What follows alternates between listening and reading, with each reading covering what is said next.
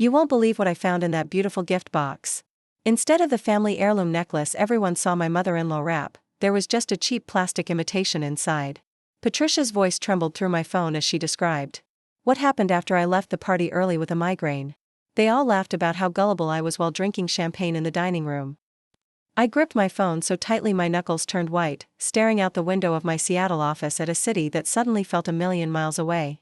5 years of marriage, and my husband's family had been mocking me behind my back the entire time, seeing me as nothing more than an outsider they could humiliate for sport. Before we jump back in, tell us where you're tuning in from, and if this story touches you, make sure you're subscribed, because tomorrow, I've saved something extra special for you. My name is Sophia Chen, I'm 38 years old, and I've spent the last decade building one of the most successful architectural firms in the Pacific Northwest. My company specializes in sustainable luxury homes that harmonize with the natural environment, homes that tell a story through their design while minimizing their ecological footprint. Homes like the magnificent lakefront property I'd spent the last year designing for my husband's parents at cost as an anniversary gift, pouring my heart and expertise into creating their dream retirement home. The irony wasn't lost on me. While I was working overtime to perfect every detail of their dream house, the soaring windows overlooking Lake Washington, the custom kitchen with reclaimed wood from their childhood home, the hidden accessibility features they'd need as they aged, they were planning an elaborate public humiliation, a gift ceremony at their anniversary party designed to mark me, once again, as the perpetual outsider in the prestigious Whitley family. I sank into my ergonomic chair, the award-winning skyline of Seattle spreading before me through floor-to-ceiling windows. The city that had embraced my architectural vision, even as my husband's old-money family never truly embraced me. Outside, rain streaked against the glass, mirroring the tears I refused to let fall. I had just won the Northwestern Architectural Excellence Award for my sustainable community housing project, the crowning achievement of my career, and my personal life was simultaneously burning to the ground. Sophia, are you still there? Patricia's concerned voice pulled me back to our conversation. I'm so sorry to be the one telling you this. I thought you should know before the photos start circulating in the family group chat. Edward's cousin was recording the whole thing. I closed my eyes, imagining the scene, my mother-in-law Margaret presenting me with the beautifully wrapped box at the center of their grand dining room, the entire Whitley clan watching with those tight smiles that never quite reached their eyes. How I'd exclaimed over the exquisite wrapping, carefully preserving the handmade bow, the momentary hush as I opened the velvet case to find what appeared to be the Whitley sapphire pendant, a family treasure supposedly passed down to welcome the wife who would carry on the family legacy. The congratulatory hugs, the champagne toast, how Margaret had wiped away a theatrical tear as she clasped it around my neck. All an elaborate show. A performance with me as the unwitting fool. What happened after I left? The question fell from my lips before I could stop it. They waited about 20 minutes, Patricia continued. Then Edward's mother asked if you had noticed yet. When everyone looked confused, she laughed and said, "It's just blue glass and silver plate." Did she really think we'd give a family heirloom to someone who isn't even family by blood? Then they all started laughing. Even Edward, Sophia. Even your husband. Each word felt like a physical blow. I opened my eyes, staring unseeingly at the architectural awards lining my office wall. 5 years of trying to be good enough for the Whitley family. 5 years of designing their vacation homes, their office renovations, their guest houses, always at cost, always with the promise that one day I'd be truly accepted. 5 years of Edward assuring me that his family's coldness was just their way, that they truly appreciated me, valued me. There's more, Patricia said, her voice dropping. Margaret said it was fitting that a fake socialite should have a fake heirloom. That you could keep pretending it was real, just like you pretend to belong in their circles. A strangled laugh escaped me. The accusation was so absurd it almost distracted me from my pain. I hadn't pretended anything. I'd worked my way up from a scholarship student to the founder of Chen Sustainable Architecture, a firm now recognized internationally for innovative, environmentally conscious design. Meanwhile, the Whitley fortune had been dwindling for generations. Their historical prominence in Seattle society maintained more by careful image management than actual wealth or achievement. Patricia, I need you to listen carefully, I said, surprised by the steely calm in my voice. The lakefront house I designed for the Whitleys? The deed is in my name. I purchased the land and funded the construction as a surprise gift. The house was never going to be transferred to them until the final paperwork was signed next week. There was a long pause on the line. Oh my God, Patricia finally whispered. They have no idea, do they? Apparently not, I said. And I'd prefer to keep it that way until the house reveal next Saturday. I need time to reconsider some design elements. After ending the call, I sat motionless in the half-light of my office. The rain had intensified, drumming against the windows. Like an urgent message. My design team would be expecting me in the conference room in 15 minutes to finalize plans for an eco-friendly apartment complex that would provide affordable housing in one of Seattle's most expensive neighborhoods. I should have been focused on making a difference in my community. Instead, I was Googling how to reclaim my dignity from a family that had never thought I deserved it in the first place. In the sleek bathroom of my office suite, I splashed cold water on my face and stared at my reflection. The woman looking back at me had sleek black hair pulled into a professional chignon, tired amber eyes, and the beginning of fine lines around her mouth. When had I started looking so worn? Had I been burning myself out trying to impress people who were laughing at me behind closed doors?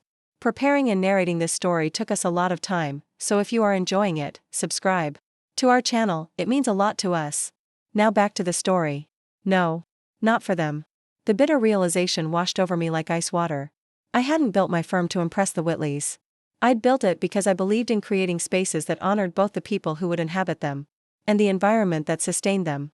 While I'd been including the Whitleys in all my plans and dreams, they'd clearly never included me in theirs. Well, so be it. In the silence of that bathroom, with rain pattering against the skylight above, I made a decision. I would not cry. I would not beg. I would not confront Edward with tearful accusations or pleas for explanations. Instead, I pulled out my phone and sent one text: enjoying the family party? Hope everyone likes the blue glass pendant. Can't wait for the house reveal next weekend. Then I blocked his number, touched up my makeup, and headed to my conference room. I would deal with the implosion of my marriage after I'd properly acknowledged the professional milestone I'd worked my entire career to achieve. My design team was already assembled when I arrived, the 3D model of our sustainable apartment complex glowing in the center of the conference table. Gene, my brilliant head of engineering, raised his coffee mug as I entered. To Sophia Chen, he announced, whose vision will transform Seattle's approach to affordable housing. I forced a smile and raised my water glass in return, going through the motions of celebration while my mind raced across town to the Whitley estate, where my husband was probably still laughing about how they'd put me in my place. When my phone buzzed with a message from an unknown number, Edward using someone else's phone to bypass my block, no doubt, I turned it face down without reading it. He'd had 5 years to treat me with respect. He could wait another week. The meeting passed in a blur of congratulatory speeches and technical discussions I barely followed. May, my assistant and right hand, kept shooting me concerned glances across the table. At 26, she was perceptive beyond her years and knew me well enough to sense something was wrong. When the team dispersed to implement the agreed-upon changes, she lingered behind. Everything okay, Sophia? You seem distracted. I considered deflecting, but May wasn't just my assistant. After 4 years working side by side, she was the closest thing I had to a confidant. Edward's family gave me a fake family heirloom as a public gift, I said quietly, keeping my voice steady. Then laughed about it behind my back. Edward joined in. May's eyes widened. What? The sapphire pendant from the anniversary party? Yes, I replied, surprised by how much it hurt to say it aloud. Apparently, it's glass and silver plate. A joke at my expense. That's just cruel, May said, her face flushing with indignation on my behalf. What are you going to do? I took a deliberate sip of water before answering. I'm going to finish our project presentation for the city council. Then I'm going to make some adjustments to the lakefront house designs before the reveal next Saturday. The lakefront house? May's eyebrows shot up. Edward's parents' dream retirement home? Yes, I said, allowing myself a small, grim smile. That's the part the Whitleys seem to have forgotten to consider. I bought that land. I've funded the construction. The house is in my name until the final paperwork is signed. The surprise on May's face gave way to something like admiration. They have no idea what's coming, do they? No, I said. They really don't. After the meeting concluded, I returned to my office and pulled up the final designs for the Whitley lakefront house. As I scrolled through the meticulous plans I'd created, the custom-designed spaces tailored to their every preference, the specialized materials imported from around the world, the hidden features I'd included to make their retirement years comfortable without sacrificing aesthetic beauty, I found myself mentally cataloging the past few years, searching for signs I must have missed. Edward and I had met when I was 33 and already successful in my own right. He was the charming scion of the Whitley family, supposedly working in the family's historical real estate business, though his actual contributions seemed limited to attending meetings and taking potential clients to expensive lunches. We married after a whirlwind romance, and for a time, it seemed perfect. He was proud of my work, enthusiastic about my environmental focus, supportive of my growing firm. The cracks began showing about 2 years ago when my firm started receiving national recognition. While my profile in the architectural world rose, Edward remained stubbornly in his family's shadow, never quite establishing an independent identity. He grew quiet when I spoke about my successes, no longer offering congratulations or sharing my excitement. Looking back now, the warning signs were glaringly obvious: the growing emotional distance, the increasing time spent with his family. Without me, the subtle digs about my background, my accent, my parents' humble beginnings as immigrants. All those nights I'd called from project sites around the country, telling myself it was normal that he seemed distracted or rushed to end our conversations. All those industry events where he seemed less and less proud to introduce me to others. Had he been embarrassed by me all along? How long had the Whitleys been laughing at the woman who thought she could earn her way into their circle through hard work and talent? The questions tormented me as I began making subtle adjustments to the lakefront house plans. Not enough to be immediately noticeable, but enough to matter in the long run. I wasn't going to sabotage the house, I had too much professional integrity for that, but I was going to make sure it reflected the true nature of our relationship. By the time I left the office that evening, I had revised the house plans, contacted my lawyer to review the property transfer documents I'd planned to sign over, and booked a hotel room for the next week. I wouldn't be returning to the Whitley mansion that Edward and I had called home since our marriage. That chapter of pretending to belong in a family that saw me as an outsider was over. The rain had stopped when I stepped out of my building, leaving the city washed clean and glittering under the emerging stars. I stood for a moment on the sidewalk, breathing in the fresh, damp air, feeling strangely lighter than I had in years. The realization that I would never be accepted by the Whitleys, rather than crushing me, had somehow set me free. My phone buzzed repeatedly as I drove to the hotel. Edward had apparently realized something was wrong and was now calling from multiple numbers. I ignored them all. Whatever explanation or excuse he had could wait. Tonight belonged to me and the future. I would build without the weight of seeking approval from people determined never to give it. The hotel suite was impersonal but peaceful, with floor-to-ceiling windows overlooking Elliott Bay. I ordered room service, opened my laptop, and lost myself in work, making additional refinements to the lakefront house that now represented not my desperate attempt to please the Whitleys, but my declaration of independence from them.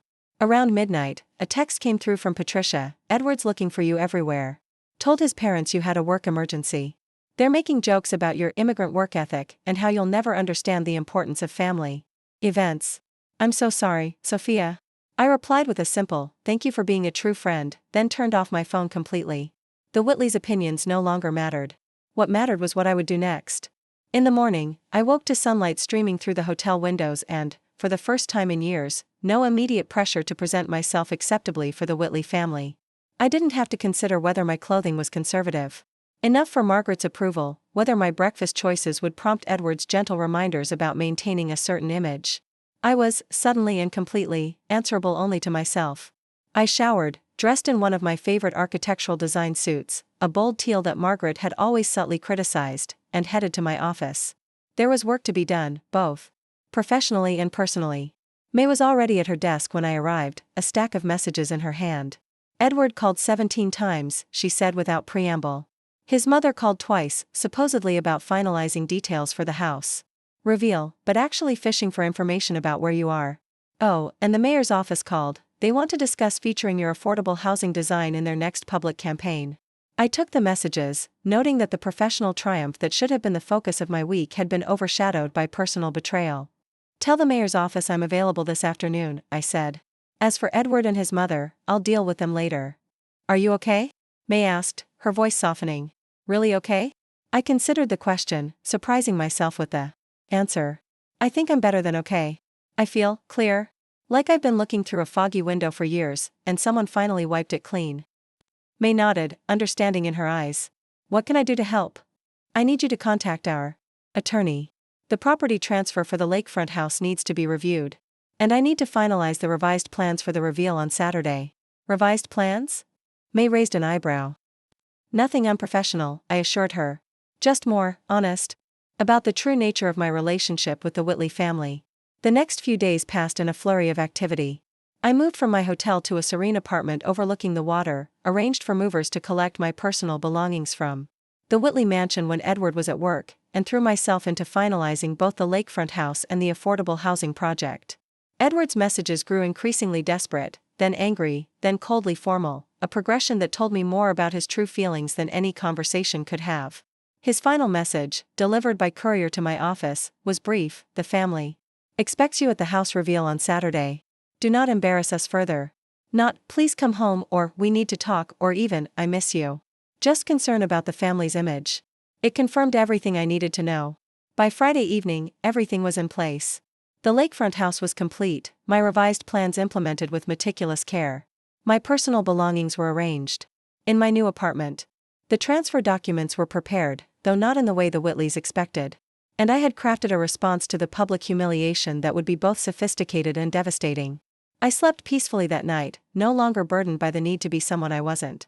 Tomorrow would bring a reckoning, but not the one the Whitley family anticipated.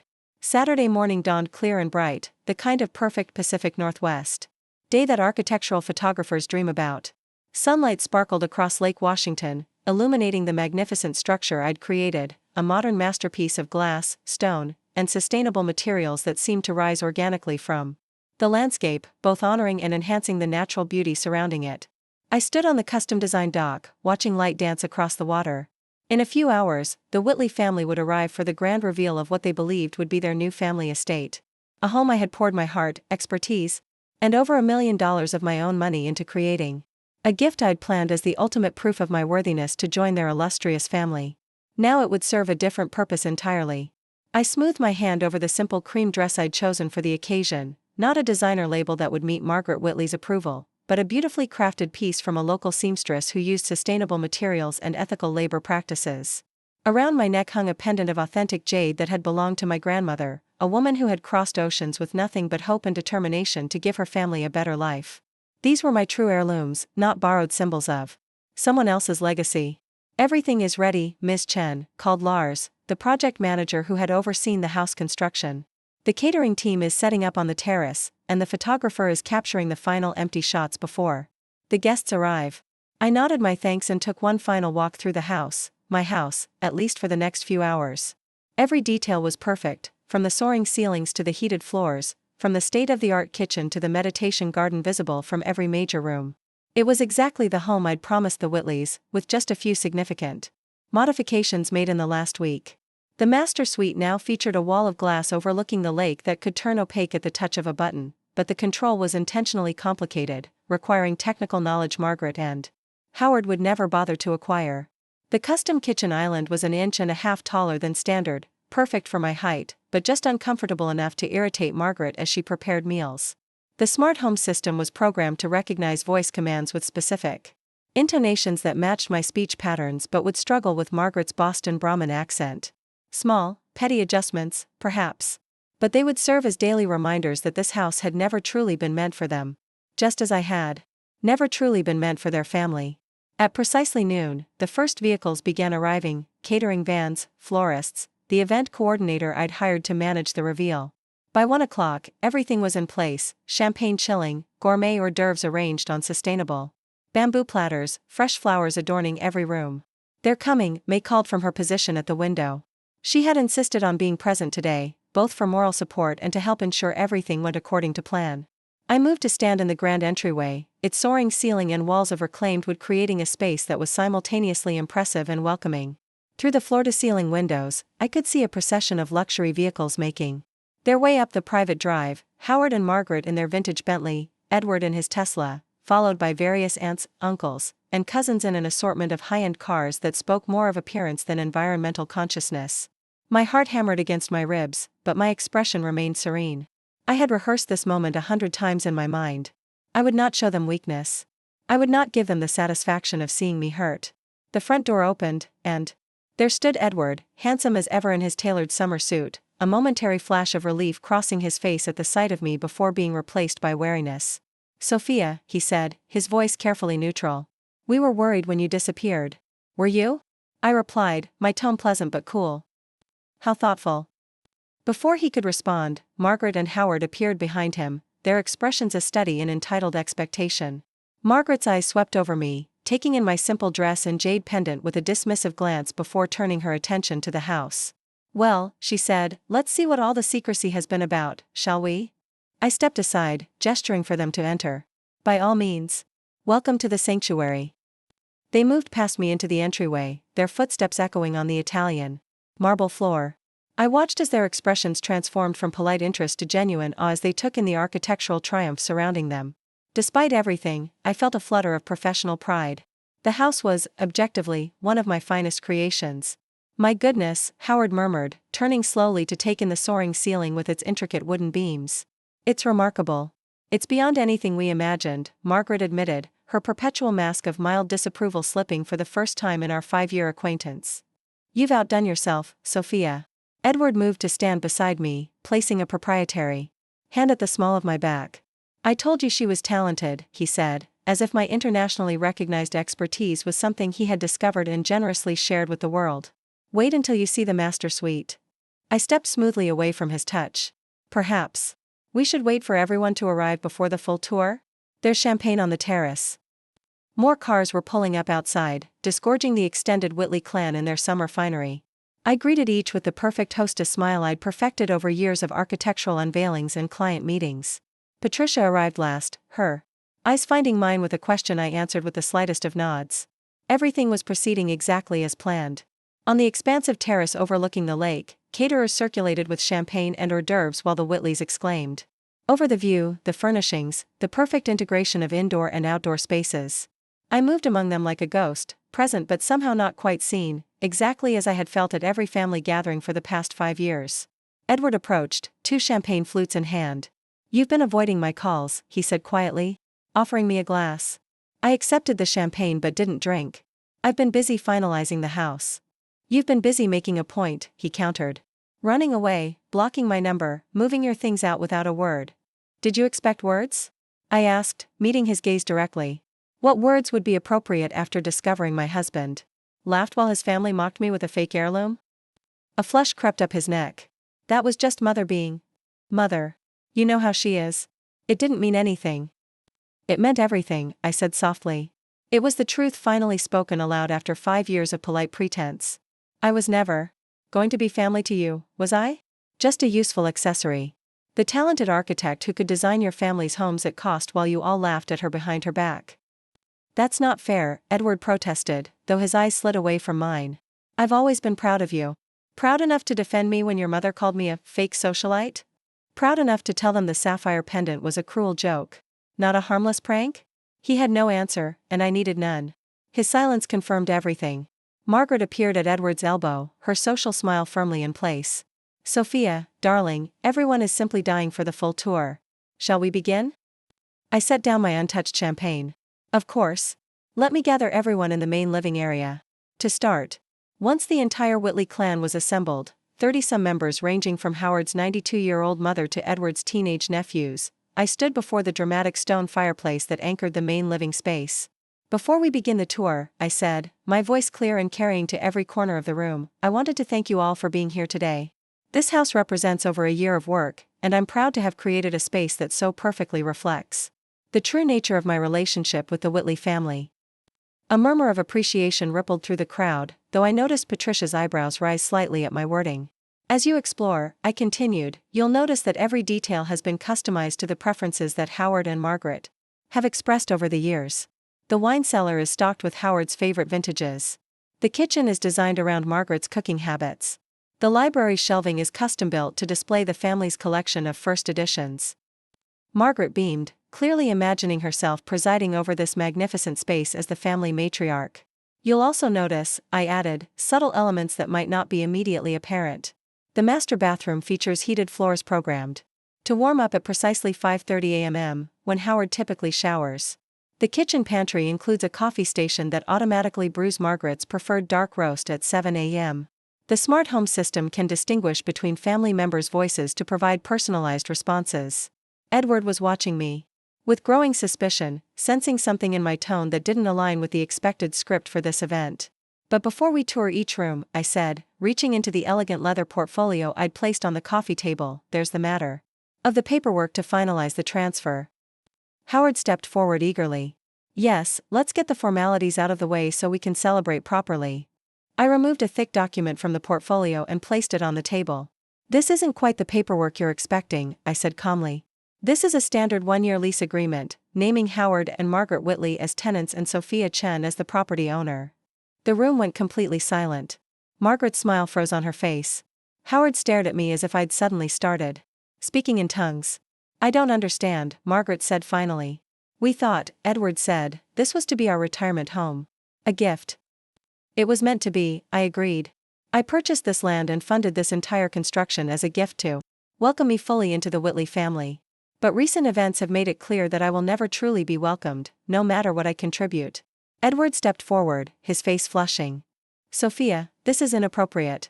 Whatever issues you have with me or my parents, this isn't the time or place. Actually, it's exactly the time and place, I interrupted. Last week, at your parents' anniversary party, your family presented me with what they claimed was a precious family heirloom, the Whitley sapphire pendant, only to laugh about how I'd received a fake after I left the room. A fake heirloom for a fake socialite, I believe your mother said. Gasps and murmurs swept through the assembled family members. Margaret's face drained of color. Howard looked bewildered, then embarrassed.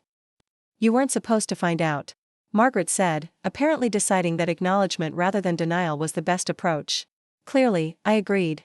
Just as you weren't supposed to find out that this house, this multi-million-dollar property that I designed to your exact specifications, that I purchased and built with my own funds, was never legally promised to you.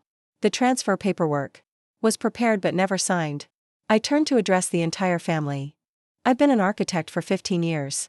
In that time, I've learned that a house is more than just walls and a roof. It's a physical manifestation of relationships, of how people move through space together, of what they value and how they live. This house was designed to reflect a relationship I believed existed between me and the Whitley family, one of mutual respect and genuine affection. Now that I understand the true nature of that relationship, the house must reflect that reality. Instead. And what reality is that? Edward asked, his voice tight with anger and humiliation. One where I am not family, but a service provider, I said simply. One where what I create is valued, but who I am is not. The lease agreement reflects that reality. You're welcome to live in the house I designed for you, but you'll pay market rate rent to do so.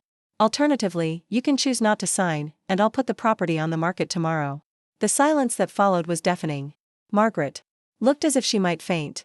Howard's complexion had turned an alarming shade of red. Edward stood frozen, his expression cycling through shock, anger, and something that might have been dawning respect. This is outrageous, Margaret finally sputtered. Edward, tell her she can't do this.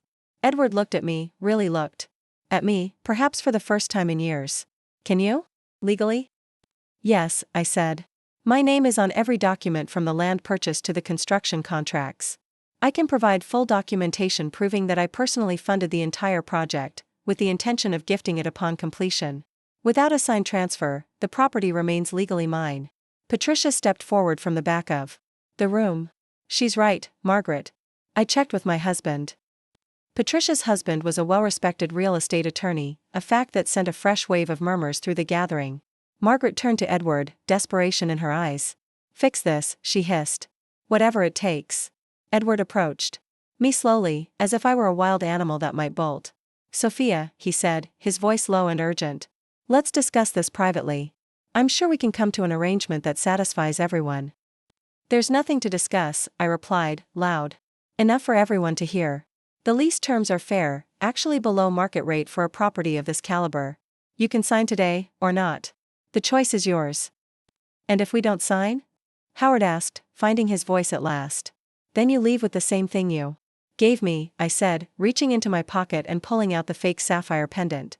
A pretty illusion with no real value. I placed the pendant on top of the lease agreement and stepped back, surveying the room of shocked faces. Now, who would like to see the master suite? The morning light in there is particularly beautiful. Without waiting for a response, I turned and walked toward the sweeping staircase that led to the upper floor. After a moment of stunned silence, most of the extended family followed, apparently unwilling to miss the tour regardless of the drama unfolding. Edward, Howard, and Margaret remained rooted in place, staring at the lease agreement and fake pendant as if they were venomous snakes. As I led the group through the upstairs rooms, pointing out architectural features and design elements, I felt a strange lightness growing within me. With each step, each word, each moment of claiming my power, I was shedding the weight of seeking approval from people who had never intended to give it. The tour concluded on the private balcony off the master suite, with its panoramic view of Lake Washington. As the Whitley cousins, aunts, and uncles exclaimed over the vista, Patricia edged closer to me. "That was magnificent," she whispered. "Are you really going through with it?" "Absolutely," I said. "Though I suspect they won't sign the lease. Margaret would rather live in a cardboard box than pay rent to me for the rest of her life." Patricia laughed softly. "What will you do with the house if they don't take it?" I gazed out at the sparkling water, the carefully landscaped grounds, the architectural triumph I had created. "I'm thinking of turning it into a retreat center. For immigrant women in architecture and design. A place where they can come to work, create, and support each other without having to prove their worth to anyone." Patricia squeezed my arm. "Perfect." When we returned downstairs, the atmosphere in the main living area had changed. The lease agreement remained untouched on the coffee table, but the pendant was gone. Margaret sat rigidly on one of the custom-designed sofas, her face a mask of controlled fury. Howard stood by the windows, staring out at the lake view he had assumed would be his daily vista for the rest of his life. Edward was nowhere to be seen. "I believe we're finished here," Margaret said coldly as I entered the room. "We will not be signing your lease." "As you wish," I replied with professional courtesy. "I'll have my assistant forward information about scheduling a time for you to collect the personal items you've already sent over." Several designer suitcases and boxes had arrived at the house over the past week, Margaret getting a head start. On moving in, confident that the house would be hers today. "Edward will handle it," she said, rising to her feet with brittle dignity. "We're leaving now." "Of course," I said, gesturing toward the front door. "Thank you for coming." As Margaret swept past me, she paused. "You won't last, you know," she said, her voice pitched for my ears alone. "Edward will divorce you for this humiliation, and then what will you have? No family name, no social standing, just your little business-building boxes." I smiled, genuinely amused by her fundamental misunderstanding of both me and my internationally acclaimed architectural firm. "I'll have exactly what I had before I met your son, Margaret. A remarkable career, true friends, and the knowledge that I never compromised my integrity to please people who were determined to find me wanting." She flinched as if I'd slapped her, then continued toward the door where Howard waited, looking suddenly older and smaller than he had when he arrived. Most of the extended family followed their lead, filing out with awkward murmurs of goodbye, though a few lingered, seemingly torn between family loyalty and fascination with the unfolding drama. Patricia remained firmly by my side, a silent statement of allegiance that would undoubtedly cost her social capital within the Whitley circle. As the last luxury vehicle pulled away from the house, I stood in the doorway watching them go, feeling neither triumph nor regret, only a profound sense of rightness, of having finally aligned my actions with my worth. "What now?" May asked, appearing at my shoulder. "Now we clean up from the party, document the house for my portfolio, and call the women's architectural retreat center I've been mentoring to see if they're interested in a permanent home." "And Edward?" I glanced toward the garden, where a familiar figure sat on a stone bench beside the reflecting pool. "I'll handle that," I said. "Would you mind giving us some privacy?" May nodded and retreated inside, directing the catering staff to begin cleanup while I made my way down the garden path to where my husband sat, staring into the water. "They're gone," I said, remaining standing rather than joining him on the bench. Edward looked up, his handsome face troubled in a way I'd rarely seen. "What you did in there, that was brilliantly executed. Perfectly designed for maximum impact. Just like one of your buildings." "Thank you," I said, accepting the professional compliment it was clearly meant to be. "You've been planning this for a while, haven't you? Even before the pendant incident." I considered the question. "Not this specifically. But I've been aware for some time that your family would never truly accept me. The pendant just confirmed that you wouldn't either." He flinched. "I didn't know about the fake. Not until they started laughing after you left." "And yet you laughed too," I said, not accusingly but as a simple statement of fact. "I did," he admitted. "Because it was easier than confronting them. Easier than acknowledging that my mother can be deliberately cruel, or that I've allowed her to treat you as less than you deserve for our entire marriage." I sat beside him then, leaving space between us on the bench. "Why did you marry me, Edward? Really?" He was quiet for a long moment, trailing his fingers through the still water of the pool. "Because you were extraordinary," he said finally. "Brilliant, driven, accomplished in a way no one in my family has been for generations. You made me feel like I could be more than just the latest Whitley to live off the family name and dwindling investments. And yet you never defended me. To your family. Never stood up for me when they made subtle digs about my background, my accent, my work ethic. I told myself they just needed time to see what I saw in you," he said. "That eventually they'd recognize your value. I was a coward, Sophia. Too afraid of losing my place in the family to risk truly bringing you into it. We sat in silence, watching dragonflies skim across the surface of the pool, the afternoon light turning the water to liquid gold. What happens now? Edward asked finally. Now you make a choice, I said. Not between me and your family, that choice has already been made, repeatedly, over the past 5 years. But between the man you've been and the man you could be. Between living off a fading family name or building something meaningful of your own. I stood, smoothing my dress. I'll be filing for divorce next week. You're welcome to stay in the city apartment until you find a new place. I've already moved out. My lawyers will be in touch about the settlement. Edward looked up at me, his expression a complex mixture of regret, respect, and resignation. You really would have given them this house, wouldn't you? If they had truly accepted you? Yes, I said simply. Because that's who I am. I build things, Edward, spaces, relationships, communities. I don't tear them down unless there's no other choice. I left him there by the reflecting pool and walked back toward the house, my house, with its soaring windows and sustainable materials, its perfect proportions and harmonious flow. A house I had built as a gift, but would now transform into something even more meaningful, a legacy that reflected my true values, not my desperate need for acceptance from people who had never intended to give it. 3 months after the lakefront house reveal, I stood in my firm's conference room, surveying the expanded team of architects and designers gathered around the table. The fallout from my confrontation with the Whitley family had been swift and significant, but not in the ways Margaret had predicted.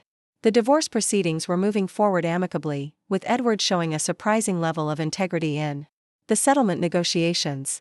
He had publicly acknowledged that the lakefront house was entirely my creation and property, defying his mother's attempts to challenge my ownership. Whether this newfound backbone was genuine growth or simply self-preservation, in the face of potential public scandal, I couldn't be sure.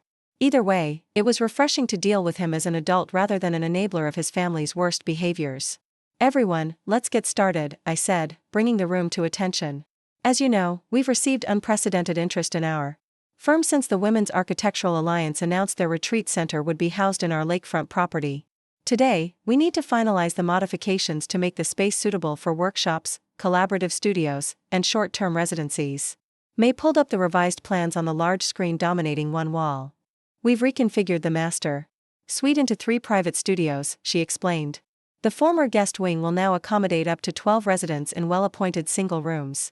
The main living area remains largely unchanged, as its open design is perfect for group gatherings and presentations. I nodded approvingly. The retreat center opens in 6 weeks.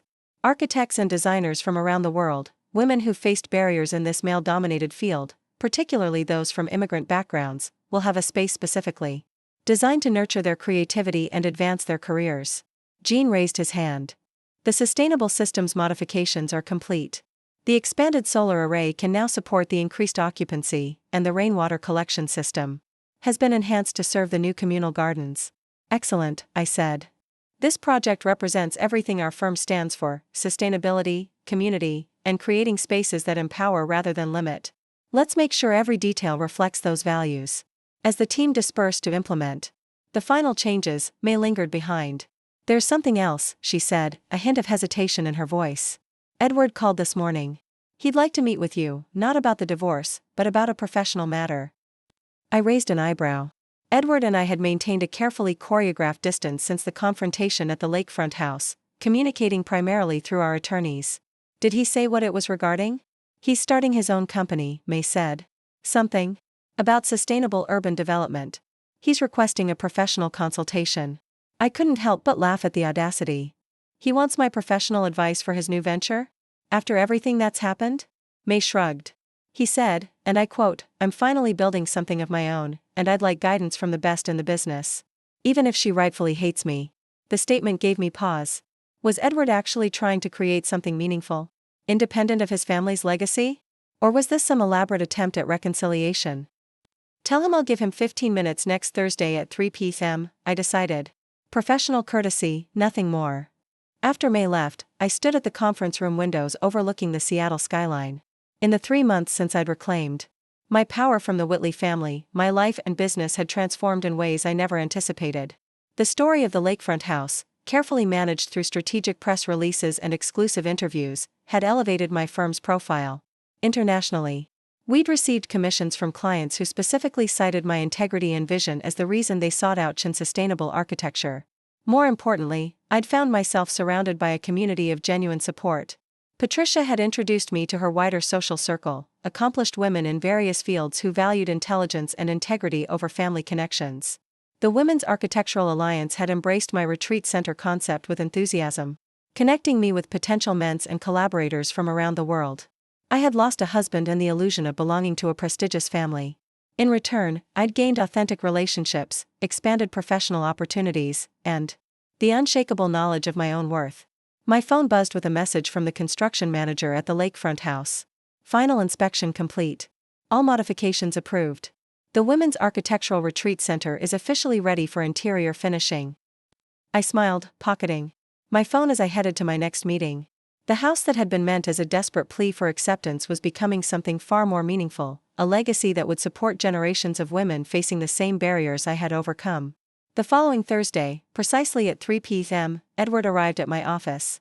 He looked different, more substantial somehow, less like the polished society figure and more like a man with purpose. He'd grown a short beard, abandoned his designer suits for smart casual attire, and carried a worn leather portfolio rather than his usual sleek briefcase. "Thank you for seeing me," he said, taking the visitor's chair across from my desk. 15 minutes, I reminded him. Professional courtesy. Only. He nodded, accepting the boundary. "I'll be direct then. I'm launching a company focused on converting abandoned urban properties into affordable, sustainable housing. I have investors lined up and a site selected, but I need an architectural consultant who understands both sustainability and urban renewal. Someone with impeccable credentials and genuine commitment to community impact." I leaned back in my chair, studying him. "And you thought of me? Your soon-to-be ex-wife who publicly humiliated your family?" "I thought of the best sustainable architect in the Pacific Northwest," he countered. "The fact that you had the courage to stand up to my family only confirms your integrity." I couldn't help but be intrigued. "What's really going on here, Edward? 3 months ago, you were a Whitley first and foremost, with vague involvement in the family business. Now you're suddenly passionate about affordable housing?" He set his portfolio on my desk. "May I?" At my nod, he opened it to reveal preliminary sketches, market analyses, and a detailed business plan. After the lakefront house reveal, I did a lot of thinking. About who I was, who I wanted to be. About why I was so drawn to you in the first place, your purpose, your vision, your ability to create spaces that actually improve lives instead of just displaying wealth. He flipped to a newspaper clipping. Then I saw this article about the homelessness crisis in Seattle, particularly among working families priced out of the market. It mentioned that there are dozens of abandoned commercial buildings in the city that could be converted to housing, but developers consider the projects too risky or not profitable enough. "And you saw an opportunity," I said, neither accusatory nor impressed.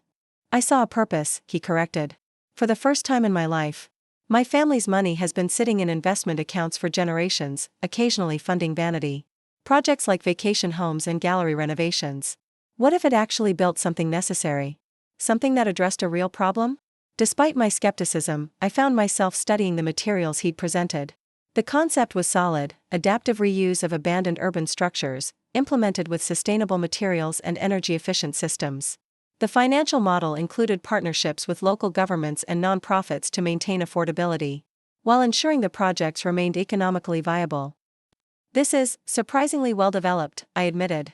"I've been working on it every day since the lakefront house confrontation," Edward said. "And before you ask, yes, my family is furious. Mother has threatened to disinherit me. Howard refuses to speak to me. They see this as a direct betrayal of the Whitley legacy, which has historically involved." "Exactly," he said with a wry smile. "Maintaining appearances, hosting charity galas where we donate less than we spend on the event, and making real estate investments that gentrify neighborhoods and displace working families." I closed the portfolio and handed it back to him. "Why are you really here, Edward? There are plenty of architects who could consult on this project." He met my gaze directly. "Because I owe you this. Not just an apology for my family's behavior or my own cowardice, but an acknowledgement that you showed me what it means to build with purpose. To use privilege and talent to create something meaningful rather than just accumulating more wealth and status. And you think consulting with me will somehow balance the scales?" "No," he said simply. "Nothing balances those scales. But I am trying to build something that matters, and I genuinely believe your expertise would make this project better, would make it help more people." If you're not interested, I understand completely. I studied him, searching for signs of the entitled, conflict-avoidant man I'd been married to. Instead, I saw someone humbled but determined, genuinely invested in this new direction. I won't consult personally, I said finally. But I'll assign one of my senior architects to review your plans and provide feedback. Gene has extensive experience with adaptive reuse projects. He'll give you honest, expert guidance. Relief and disappointment battled briefly in Edward's expression before he nodded. Thank you. That's more than fair. As he gathered his materials, he hesitated. There's one more thing. A message from Patricia. She's hosting a fundraiser for the Women's Architectural Retreat Center next month. She wanted me to tell you that my parents have been explicitly not invited, and she hopes you'll attend as the guest of honor. I smiled at the thought of Patricia's loyalty. Tell her I'll be there. Edward stood to leave, then paused at the door. You were right, you know. At the lakefront house. About having to make a choice between the man I've been and the man I could be. I'm trying to choose better now. After he left, I sat quietly, processing the unexpected encounter.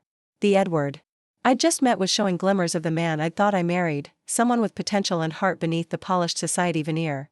Too late for our marriage, certainly, but perhaps not too late for him to create a meaningful life. My intercom buzzed. Ms. Chen, the representatives from the Women's Architectural Alliance have arrived for their tour of the retreat center. I pushed thoughts of Edward and what might have been from my mind. The past was instructive but not definitive. What mattered was the future I was building, not the relationship I had lost. The lakefront house had been transformed in the 3 months since the confrontation with the Whitley family. While its architectural bones remained the same, its purpose had been entirely reimagined. The spaces once designed to showcase the Whitley family's status now served to elevate women's voices in architecture and design. As I led Diane Wong and Amara Okafor, the co-directors of the Women's Architectural Alliance, through the modified spaces, I felt a growing sense of rightness. This was what the house had always been meant to be, not a monument to acceptance into an exclusive family, but a gateway to inclusion for those historically excluded from my profession. The studio spaces are extraordinary, Diane noted as we toured the former master suite, now divided into 3 light-filled work areas. The natural light, the views of the lake, our residents will find endless inspiration here. The communal kitchen is perfect for our community building dinners, Amara added, running her hand along the sustainably harvested wood of the island that had been designed to be slightly too tall for Margaret Whitley's comfort. And I love how the dining area flows into the presentation space. We ended the tour on the expansive terrace where I had once served champagne to the Whitley family. Now, outdoor workstations were arranged to take advantage of the views, with weather-resistant drawing tables and comfortable seating for collaborative discussions. It's more perfect than we imagined, Diane said, turning to me with genuine appreciation. When you approached us about donating this property, we never envisioned something so complete, so thoughtfully designed for our mission. The house was always meant to make a statement, I replied. Now it's making the right one. After the Alliance representatives departed, I lingered on the terrace, watching the late afternoon light play across the lake. The property that had been intended as my ultimate gesture of belonging to the Whitley family had instead become my declaration of independence from them, and more importantly, a resource for women who faced the same barriers I had encountered throughout my career. My phone buzzed with a message from May. Edward's project got preliminary approval from the City Council. Gene says his team is incorporating our recommendations and the concept is solid. Thought you'd want to know. I put the phone away without responding. Edward's redemption arc was his to navigate. My focus remained on my own path forward. The 6 weeks leading up to the retreat center's official opening passed in a blur of activity. Final touches were added to the interior spaces, the inaugural cohort of 12 female architects from around the world was selected, and press interest in the project grew exponentially when a major architectural journal featured the center in its Spaces of Transformation issue. Meanwhile, my divorce from Edward proceeded without drama.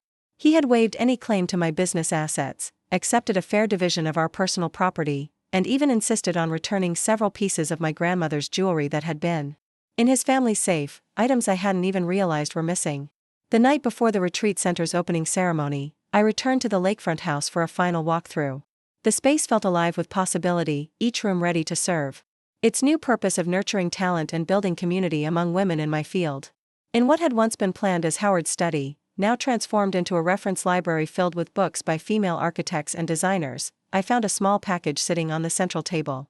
It was wrapped in simple brown paper with my name written in familiar handwriting. Inside was a velvet box containing a sapphire pendant, not the fake from the Whitley collection, but a new piece with a genuine stone set in platinum. A note accompanied it: "Sophia, this isn't a family heirloom passed down through generations.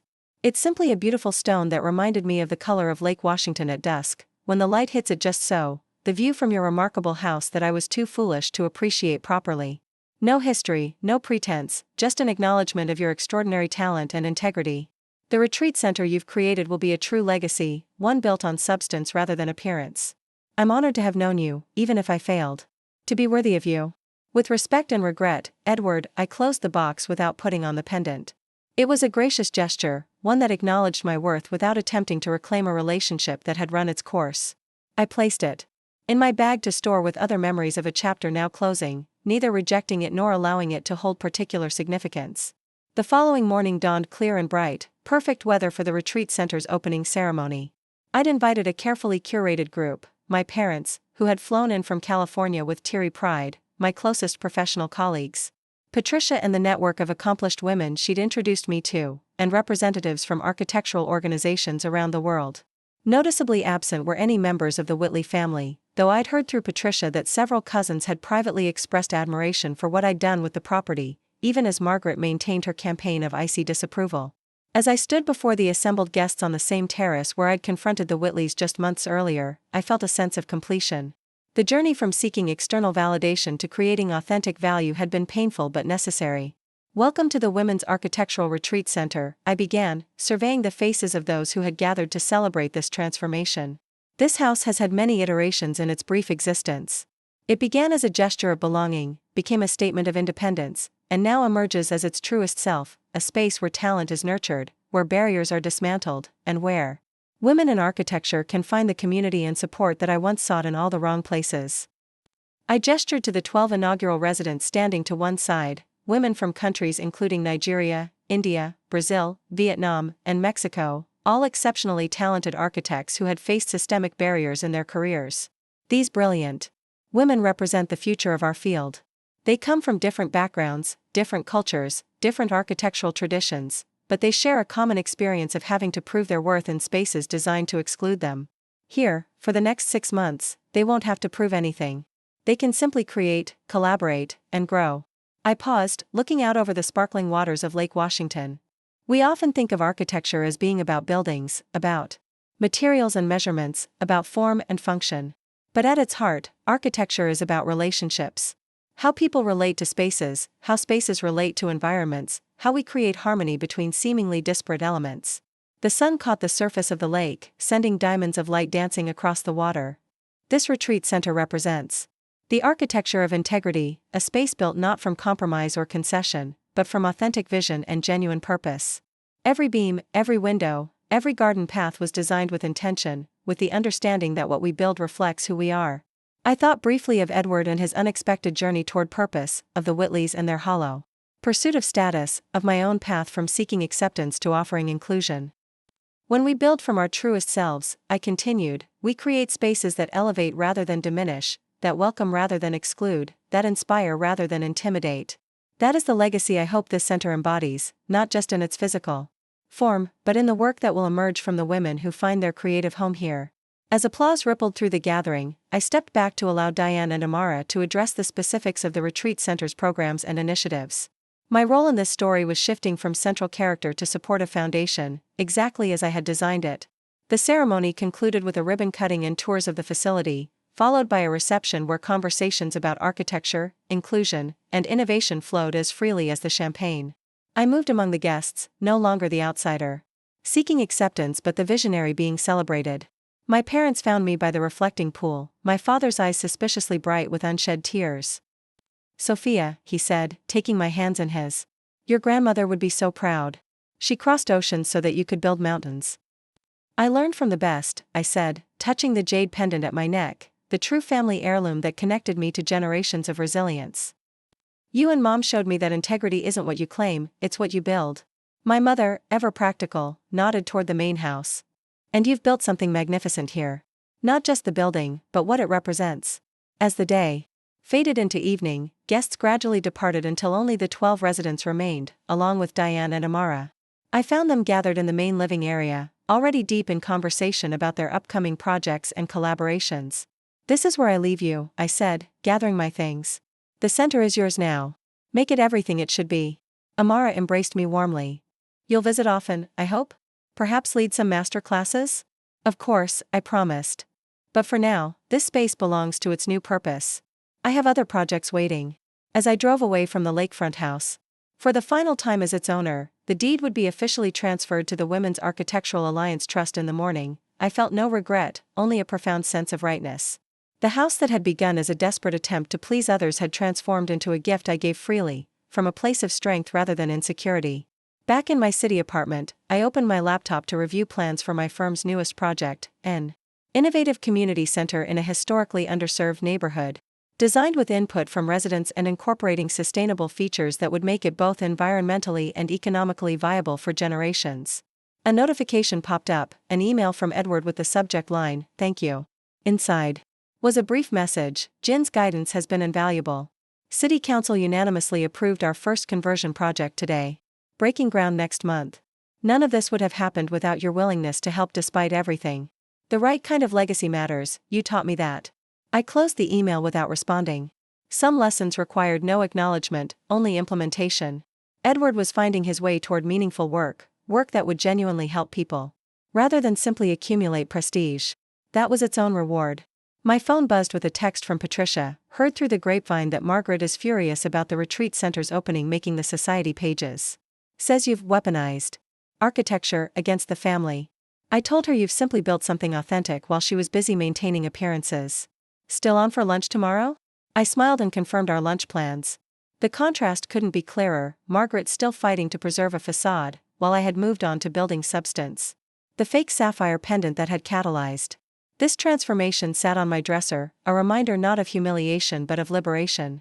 It had shown me the truth of my relationship with the Whitley family, and in doing so, had freed me to create something far more valuable than their acceptance could ever have been. I turned back to my computer, to the community center plans that represented the next chapter in my firm's evolution. The lessons of the lakefront house, about authenticity, purpose, and building from integrity rather than insecurity, would inform every project I undertook from now on. The Whitleys had given me a fake gift, thinking it would keep me in my place.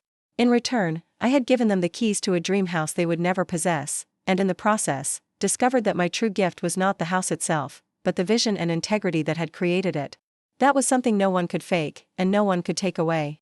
1 year after the Women's Architectural Retreat Center opened its doors, I stood on the stage of the Seattle Convention Center, adjusting the microphone as I prepared to deliver the keynote address at the International Sustainable Design Conference.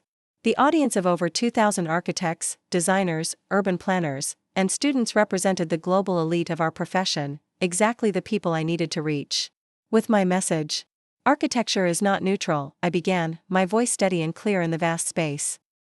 "Every building, every structure, every designed environment makes a statement about who belongs, who matters, and what we value as a society. The question is, what statement are you making with your work?" I clicked to the first slide, a before and after image of the lakefront house, now thriving as the Women's Architectural Retreat Center. This property began as a personal project, a house I designed for my former in-laws. It represented my desperate attempt to earn acceptance from a family that had no intention of truly welcoming me. The materials were sustainable, the design was innovative, but the purpose was flawed. I was building from insecurity rather than integrity. I advanced to the next slide, photographs of the 12 women from the center's inaugural cohort, working in the studio spaces, collaborating in the gardens, presenting their designs in what had once been intended as the Whitleys' formal living room. When I recognized that fundamental flaw, I reimagined the purpose of the structure. Same materials, same basic design, but an entirely different intention. Instead of creating a monument to exclusion, I transformed it into a gateway to inclusion. The audience leaned forward collectively, engaged by the personal narrative underlying the professional presentation. The results speak for themselves.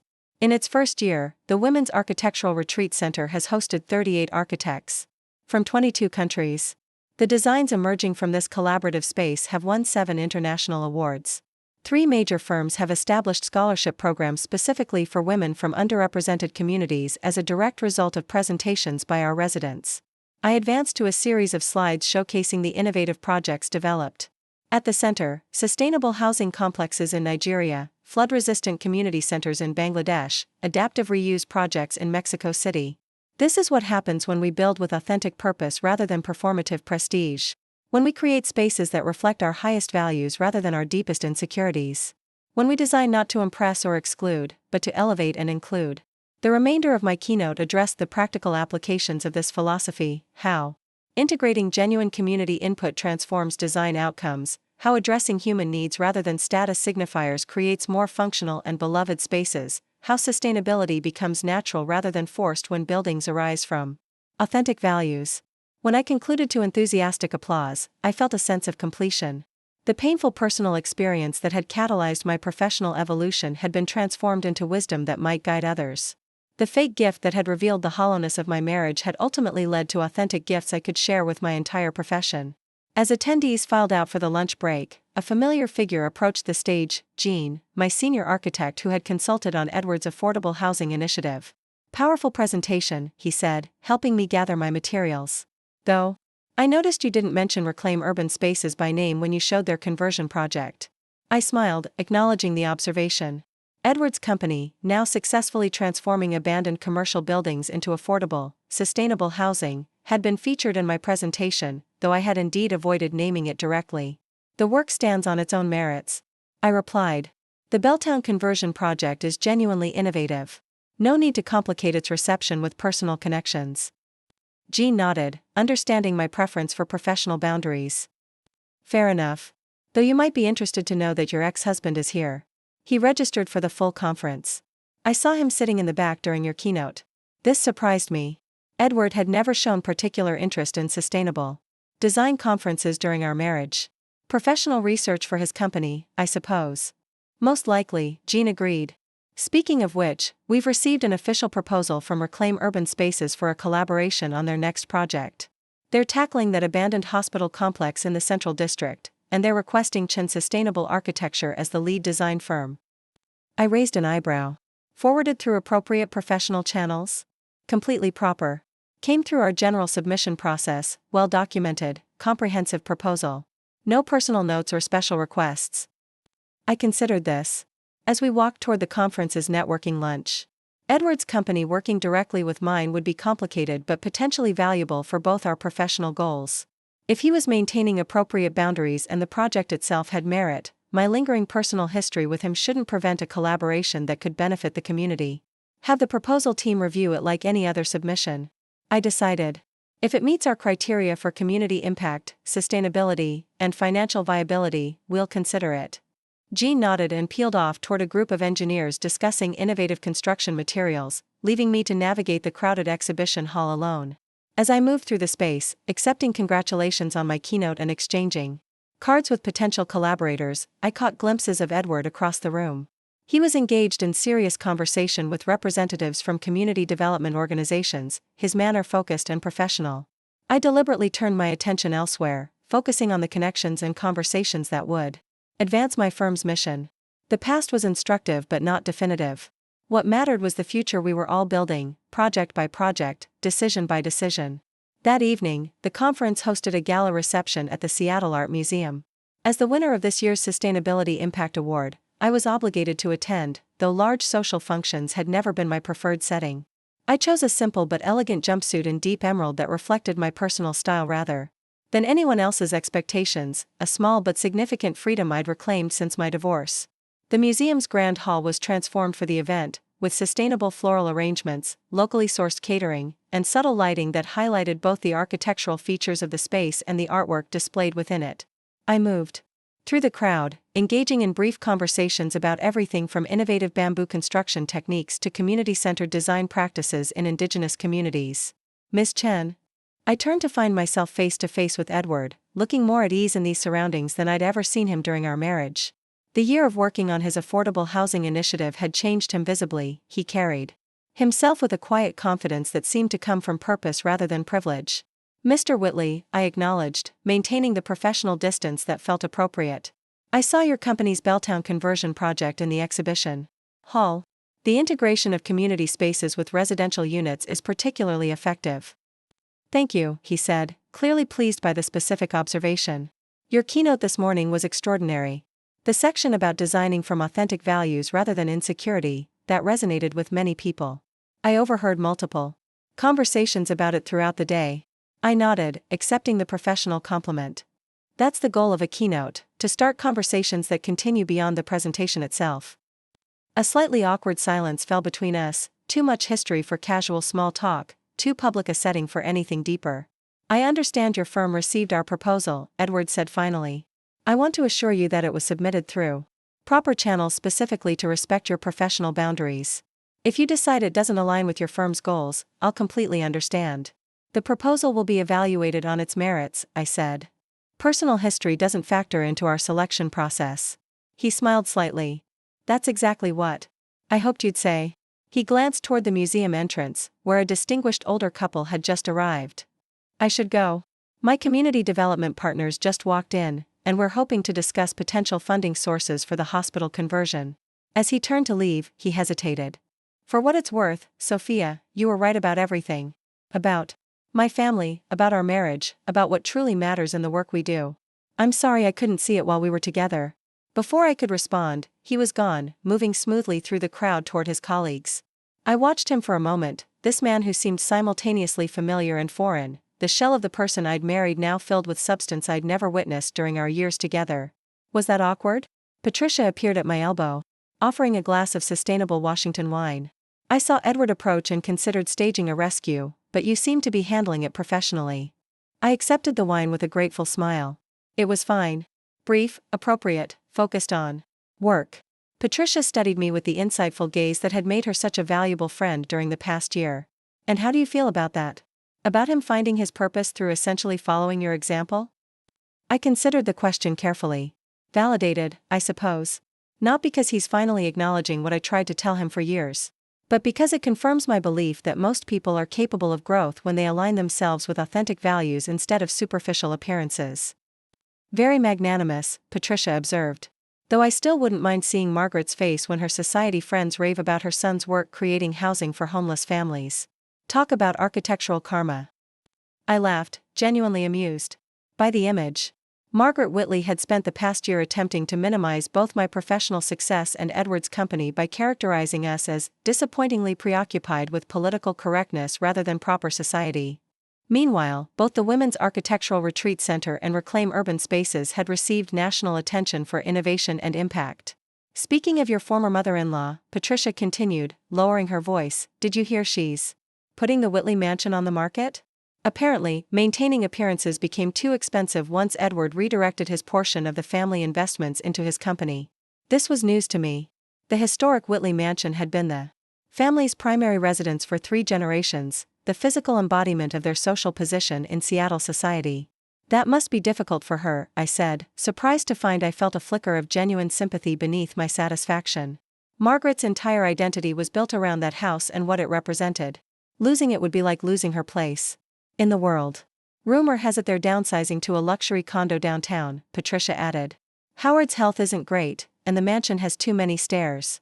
But between us, I think they simply can't afford the upkeep anymore without Edward's financial contribution.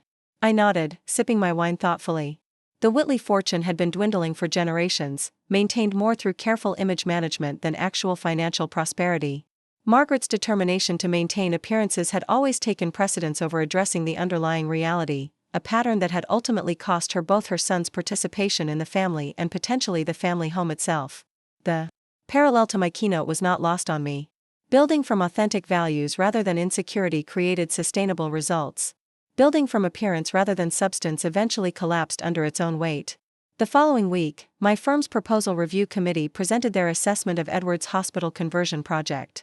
The concept was solid, transforming an abandoned medical facility into a mixed-use development that would include affordable housing, community health services, shared workspace for local entrepreneurs, and sustainable urban gardens. The financial model is innovative, explained May, who headed our review process. They've secured partial funding through a combination of city grants, private investors focused on social impact, and a partnership with the Community Health Coalition. They need additional investment to make it viable, but the projected returns are reasonable if we consider the social impact alongside financial measures. And the sustainability aspects? I asked, reviewing the materials. Excellent, Jean. Confirmed. Adaptive reuse of the existing structure, state-of-the-art energy systems, rainwater collection, community gardens, it aligns perfectly with our firm's standards. They've even incorporated design elements from our award-winning community center in Rainier Valley. I studied the proposed timeline, budget, and community engagement plan. Everything was thoughtfully developed, professionally presented, and aligned with my firm's values and goals. If the proposal had come from any other company, approving our participation would have been automatic.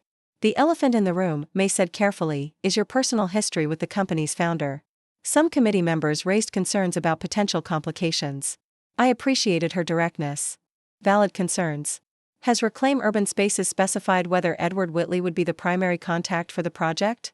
They've designated their chief development officer as the main liaison, Jean said. Edward would be involved as the company founder, but day-to-day collaboration would be with their professional team. I considered all angles, weighing personal history against professional opportunity and community impact. If the committee believes this project meets our standards and has the potential for significant positive impact, we should proceed.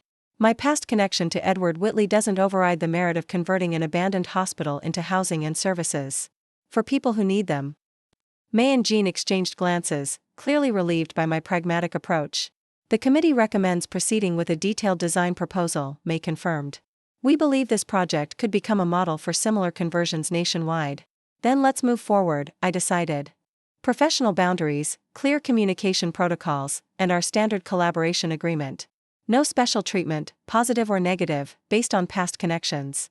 As they gathered their materials to leave, Jean paused. There's one more thing. Margaret Whitley has requested a consultation regarding the sale of the family mansion. She specifically asked for you, despite being informed that you're not typically involved in residential sales. This was unexpected.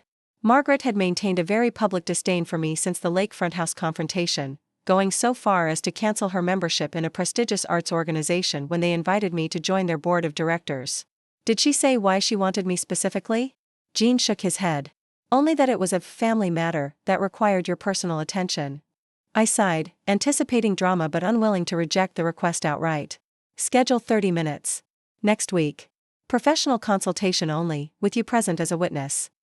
The week that followed was consumed with finalizing designs for a sustainable corporate campus in Portland, reviewing progress reports from the Women's Architectural Retreat Center, and beginning preliminary research for the hospital conversion project. I deliberately put Margaret's upcoming consultation out of my mind, focusing instead on the tangible impact of work that aligned with my values.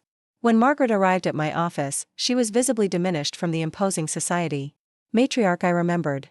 She still wore her signature pearls and perfectly tailored suit, but her posture had lost some of its rigid perfection, and her expression carried a weariness I hadn't seen before.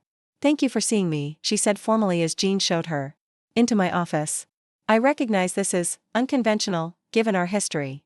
How can I help you, Mrs. Whitley? I kept my tone professional, neither warm nor cold. I understand you're considering selling the family home. She nodded, settling into the visitor's chair with practiced grace. The mansion has become impractical. For just Howard and myself. His health requires fewer stairs, and the maintenance has become challenging. I noticed she avoided directly acknowledging their financial constraints, maintaining appearance even now. There are excellent real estate agents who specialize in historic properties. I'd be happy to provide referrals. That's not why I'm here, Margaret said, her hands tightening around the handle of her designer handbag. I've come because I believe you might be the only person who truly understands the significance of the house beyond its market value. This surprised me. Margaret had never credited me with understanding anything about the Whitley family's heritage or values. The mansion has been in Howard's family for 3 generations, she continued. Every detail, from the crown moldings to the garden layout, tells part of the Whitley story. I cannot bear the thought of it being purchased by some tech executive who will gut the interior for an open floor plan and cover the walnut paneling with stark white paint. I began to understand. You're looking for a buyer who will preserve the historical integrity of the property. Precisely. She met my gaze directly for the first time. Someone who appreciates architectural heritage and has the means to maintain it properly. I thought, given your professional connections. The request was reasonable, even if her approach was indirect. I can certainly help identify potential buyers who value historical preservation. Many of my colleagues in sustainable architecture are deeply committed to honoring a building's original character while updating its systems for modern efficiency. Margaret nodded, some tension leaving her shoulders. That would be most appreciated. A silence fell between us, not comfortable, but not entirely hostile either. I found myself studying this woman who had gone to such lengths to exclude and humiliate me, now sitting in my office requesting my professional help.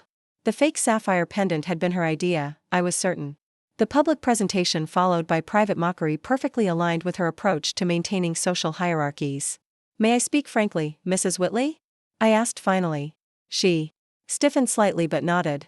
"I suppose that would be efficient. The mansion is a physical embodiment of the Whitley family legacy, the appearance of prominence, the weight of tradition, the visible marker of belonging to a particular social stratum. I understand why preserving those elements matters to you, even if I don't share your valuation of them." She bristled. "The Whitley name has stood for something in this city for generations." "Yes," I agreed. "It has. The question is whether what it stands for is still relevant, still sustainable in the changing landscape of Seattle." Her eyes narrowed. "If you're suggesting that our family values are somehow obsolete, I'm suggesting," I interrupted gently, "that perhaps your son has found a way to evolve the Whitley legacy rather than abandon it. To preserve what was meaningful, commitment to the city, investment in its future, while discarding what was hollow, social exclusivity, appearance over substance." Margaret's lips pressed into a thin line. "Edward has rejected everything his family stands for. Has he? Or has he distilled it to its essential purpose? The Whitleys have always seen themselves as stewards of Seattle's development. Edward is continuing that tradition, just with a different understanding of what development should prioritize." She was silent for a long moment, her gaze drifting to the Seattle skyline visible through my office windows. "You've changed him," she said finally. "He was perfectly content with his place in society before he met you. Was he?" I asked. "Or was he simply following the path of least resistance? Edward is making choices now based on what he genuinely values, not what maintains appearances. That seems like growth rather than corruption." Margaret's hand moved unconsciously to touch her pearls, her personal talisman of belonging to a world that valued lineage over contribution. "And I suppose you think I should be grateful for this transformation?" "Not at all," I said. "Honestly. Change is painful, especially when it challenges our fundamental understanding of our place in the world. I think you should be proud that your son has found meaningful work that genuinely improves people's lives. But grateful? No. Your feelings are your own." She studied me with new awareness, perhaps seeing me clearly for the first time. "You're not what I expected," she admitted reluctantly. "I never was," I replied simply. That was the problem. After Margaret left, Jean returned with a list of potential buyers who might appreciate the historical significance of the Whitley mansion while updating it respectfully. I added several names of my own, colleagues who specialized in historical preservation and adaptive reuse of significant properties. "That seemed to go better than expected," Jean observed. "No dramatic confrontations or thinly veiled insults. We found common ground in caring about the future of a significant building," I said. "Professional respect, if not personal warmth." The interaction with Margaret had been surprisingly illuminating. Despite our fundamental differences in values and worldview, we both understood the power of architecture to embody identity and legacy. Her concern for the mansion's future wasn't simply about property value or social status, it was about preserving a physical manifestation of her understanding of herself and her family's place in the world. In the months that followed, my firm's collaboration with Edward's company on the hospital conversion project proceeded smoothly. Our professional teams worked well together, communicating effectively and respecting appropriate boundaries. Edward himself maintained a courteous distance, attending key meetings but allowing his staff to manage day-to-day interactions. The Whitley mansion sold to a preservationist couple who planned to maintain its historical character while updating its systems for energy efficiency. Margaret sent a brief but cordial note thanking me for my assistance in finding buyers who valued the property's heritage. And the Women's Architectural Retreat Center thrived, hosting its second cohort of residents and expanding its programs to include virtual mentorship for women in regions where travel to Seattle was prohibitively expensive or politically complicated. On the anniversary of the center's opening, I visited to give a master class on integrating sustainability with cultural sensitivity. The property had evolved beautifully in the year since I'd transferred ownership to the Women's Architectural Alliance. The gardens were more lush, the studios showed evidence of creative activity, and the common spaces had developed the comfortable, lived-in quality that transforms a house into a home. As I walked the grounds with Diane Wong, now the center's full-time director, she pointed out modifications and improvements made by residents. The Vietnamese architect added the bamboo screen that creates dappled light in the East Studio.